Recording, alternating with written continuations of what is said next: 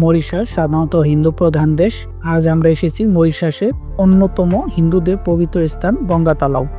ভারত মহাসাগরের মাঝখানে এই জায়গাটা যেন এক টুকরো ভারত, কারণ এখানে যত হিন্দুরা রয়েছে তারা এখানে এসে পূজা করে এবং তারা এখানে গঙ্গার পানিতে স্নান করে।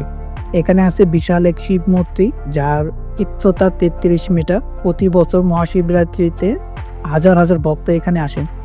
এখানে একটি পুকুরের মতো আছে, সেখানে পানিকে গঙ্গা জলের পানির মতো পবিত্র মনে করা হয়।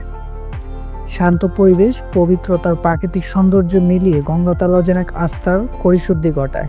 মরিশাসে আসলে এটা অবশ্যই ঘুরে দেখবেন, এবং যারা মরিশাসে আছেন তারা একবার আসলে এখানে দেখতে পারেন। আপনি এই কালচারের না বা মুসলিম, তবু একবার এসে ঘুরে দেখতে পারেন। ভ্রমণের জন্য অনেক খুব সুন্দর একটি জায়গা এবং আপনাদের ভালো লাগবে। প্রাকৃতিক নিরাময় পরিবেশ। কিছুদিন আগে ভারতের মোদিও এখানে এসেছিল, ঘুরে গেছে। সো সবাই আসতে পারেন, ঘুরে দেখতে পারেন। আর আমার চ্যানেলের সাথে থাকবেন। পরে কোনো গন্তব্যে দেখা হবে। ধন্যবাদ।